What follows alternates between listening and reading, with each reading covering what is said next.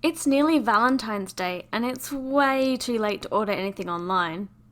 Or is it? Welcome to this year's episode of my recommended Nintendo Switch games for couples. Please check out the prior two if you haven't already. As this is based on what I've played within the year, some games are newer, older, and many are missed because I haven't played enough or don't own them at all. A few more are missing this time because some didn't have inbuilt video capture, and I still don't know where I put my capture card. The focus is also on local multiplayer, though some might have online options. Of course, since last time we've seen more beat 'em up games join the Switch catalogue, such as The Takeover, which I've reviewed here, and it's a fairly good option with only some small gripes. We've also got Streets of Rage 4 with a wait so long the previous game came out before I was born, and it continues the styling down to the street chicken. If you want to play the previous three games, you can on the Sega Mega Drive Collection, or the Sega Genesis Collection, though you might end up with double the bosses. Fight and Rage came out a little earlier, but is yet another great beat 'em up with a lot of replayability, plus you can take on a third wheel as it allows up to 3 players.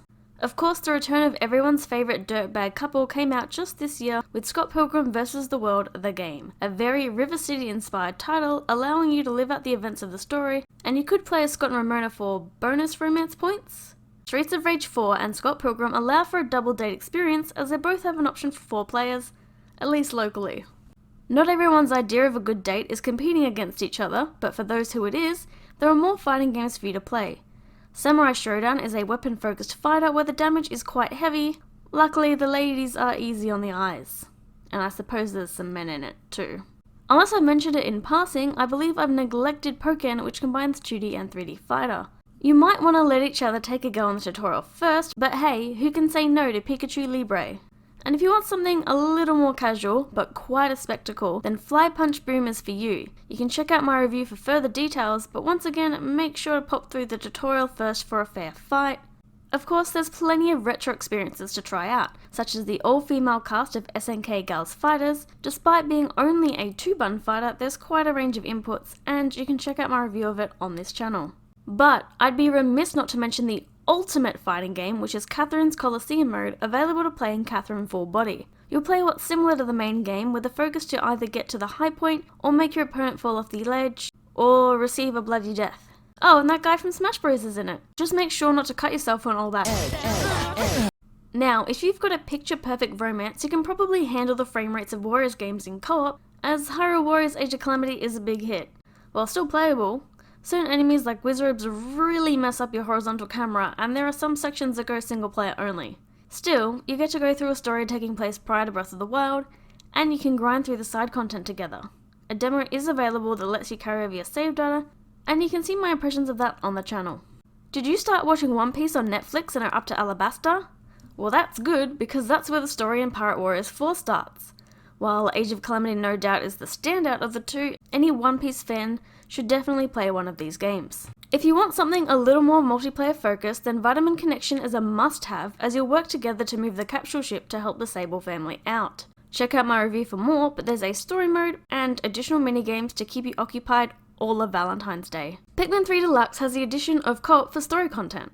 Of course, there is a little difficulty due to some Pikmin being pinched during cutscenes, but even I managed to get my man to help the lost crew on their search for fruit. There's also extra mission content and a competitive mode to put your organisational skills to the test.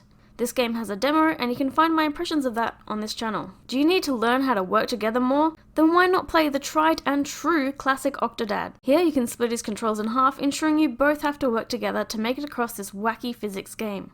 Is it time to take your relationship to the next stage? Moving out will prepare you for that important point in your life as a couple, and you'll work together at a moving company with the utmost precision and care. This game has a plethora of levels with bonus objectives to keep you going, but there's assist options in case you can't get them to help you ever lift the couch over here! Also a double date option, or you could play with your chaperones, I suppose. If you really need to learn how to take care of the same space together, then sharing an island on Animal Crossing might be the way to go, since it's only one island per Switch. Will it be a lover's paradise, or like Danny DeVito's War of the Roses? There is a local co-op option, one says 2 villages, but it basically relegates one person to do nothing more than gather resources, which then have to be fetched out the trash. Some say not to date your co-workers, but surely some part-time jobs together wouldn't hurt. In part-time UFO, you can help each other out with some small-time gigs, so long as you don't get in each other's way. Check out my review to learn more. Perhaps you're two peas in a pod, partners in crime, two geese in a garden? With a little update, Untitled Goose Game now has 2 geese, making it much more fun to cause havoc in this quaint little town. Though you are tethered together, you can check out my review of it as a single player experience. Another game that added multiplayer after the fact is Captain Toad Treasure Tracker.